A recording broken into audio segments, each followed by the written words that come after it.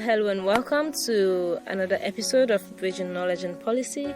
I am Lucy Gilbert Allieu. Well, in today's episode, we will be talking about a mobile application called Sense Bod, that the Institute for Governance Reform and partner, the New York University, has just developed. And we have a guest here today to tell us about the app, what it entails, and everything you need to know about this mobile app. Hello and welcome. Kindly introduce yourself. My name is Gilbert Allieu. I'm the data manager for IGR. All right, so tell us about the app. Well, the app Sense Bod is a regular, just a mobile application that provides information to citizens for these elections and also even after elections. It's an application that provides information about elections, electoral system, manifestos, and also it also has a section that assess or test the knowledge of citizens in this country, and also it has a chat interface that citizens can ask questions and get a direct answer from it. So how did you come up with this whole idea of developing a mobile app? Yeah, the idea came, we at IGR, we're a research institution, so we did a series of surveys and we noticed a huge gap in the lack of knowledge in the electoral system in particular.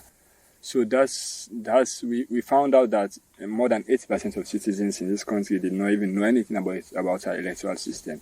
So we saw that huge lack of knowledge among Sierra Leoneans that sparked the necessity for IGR to develop this mobile application. Okay, so you mentioned the lack of knowledge. How has the app been useful so far in bridging that gap in the aspect of knowledge? So far the mobile application is currently on Google Play Store, and citizens have been downloading it, and it has a lot of information with regards to the PR system, with the election, with regards to the elections in general, how to cast a vote. It guides you how to cast a vote, and also the political party manifestos. You have citizen manifestos, whilst these manifestos are like the key documents of these political parties. So I believe it will help citizens to be informed, so that come June 2024, they will be able to make informed decisions based on policies, not based on tribe. Okay, so who are your target audience for this app, and who are the people you've reached out so far to? So for the first version of the application, our target audience is at least for educated people at this start, because it's something that we at IGR we intend to continue to work on even after elections. But for the first version of the application, our target audience are people with smartphone and at least educated people, because it is in English. All the questions, if you want to ask questions, you should ask it in English, and all of the informations are available in English. So for this first version of the application, our target audience are smartphone users and also at least educated people. Someone might want to say this is bias. I mean, why only educated people? How do you plan on reaching? Because there are so many people out there who do not. You can say, well, some of the educated people are knowledgeable about the PR system, are knowledgeable about the electoral system. So how about others who are out there, others who are in deprived communities who do not know the processes, this new, especially this PR system that Sierra Leone has just gone back to, who do not have an understanding? How do you plan on reaching out to those people? Well, it's surprising that even the quote unquote educated people that you think that they are more informed with regards to the electoral system, you'll be surprised. Let's say, for example, Freetown, that we assume have the largest amount of educated people in Sierra Leone, more than 60% of citizens.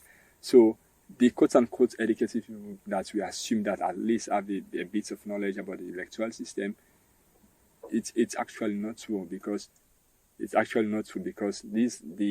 have more than 60% that does not even know about the electoral system. So for now, like I said, this is the first version. In subsequent versions, we will target. Even we have like a plan to enroll a voice where you can ask questions in local language, like in Creole, and also get an answer in Creole. so that even uneducated people will be able to use it as it is in our local language. compared to now where it is in English now. All right. So, what does this app contain? What are the segments in this app? If someone who is listening now and wants to download the app, what does it really contain, and how can someone interact or have an interface with the app? Well, there are lots of useful and reliable informations, and I want to make this clear that almost all of the information that's available on the app these are information are not being generated by IGR or generated by any other individual. These are reliable information that we got from credible institutions like the Electoral Commission and also from PPRC. So the mobile application have different sections. You have sections for elections, you have section for electoral information, and section for manifestos, and also section for test assessment. So for the election section, we have political parties that give a brief information about the political parties that will be contesting for these upcoming elections, and also we have like all the list of polling centers that citizens can search and filter based on their preference. And we also have like an instruction guide on how citizens, what are some of the procedures, how to cast their votes, and all of these meaningful things with regards to the elections. All of these information are available on the election section. When it comes to the electoral information, this is one of the most important sections in the mobile application, because it answers and gives information about electoral system, comes the first past post, and even the PR system. Any question with regards to the PR system, how your votes will be counted for these upcoming elections, how seats are be translated into, how the votes are be translated into seats. All of this information are available in the electoral info section.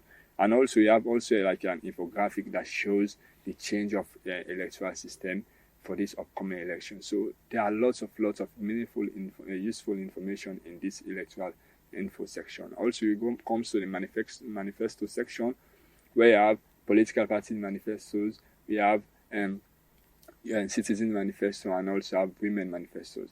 For the political party manifestos, we have the two major political parties. Manifestos already available, like the key talking points of those manifestos. Like for the APC, they have like their 10 talking points, their 10 key points for their manifesto, and the SLPP, they have their 5 key points for the manifesto. All of this information are available on the app. We also have a section for the quiz. So the quiz is just a multiple choice type of questions that test citizens on their knowledge on the app on elections and electoral systems in general. So citizens will be able to like assess or test how well they are informed, how knowledgeable they are when it comes to elections and electoral systems in general. And also we have the Sense Bod itself, the app Sense Bod itself, which is like a chat interface that citizens can interface with. They can ask questions and get a direct answer. And this answer that they get from the chatbot is not like something that they just randomly generate. It's something they get all their knowledge base is from a reliable source, so that they can give citizens more informed and reliable information. Okay, so someone might want to say, this app talks a lot about elections. So what happens after elections? Yeah, like I said earlier, this application is not just for this upcoming election. It's also for after election and subsequent elections. It's something that we at IGR intend to work on even after elections. So for now, okay, yeah, the elections is paramount, but we have other elections, subsequent elections. Yeah, other elections are like many years after now. So as I can imagine, by that time, the app will be more meaningful and more useful to citizens, because it will be more equipped, and it will be more we will add more functionality to it to cater for not only educated Sierra Leoneans but also even uneducated Sierra Leoneans. So is it going to be wholly and solely elections app? No, it's not going to be only a solely elections app. There are other useful and meaningful things that will include in the app.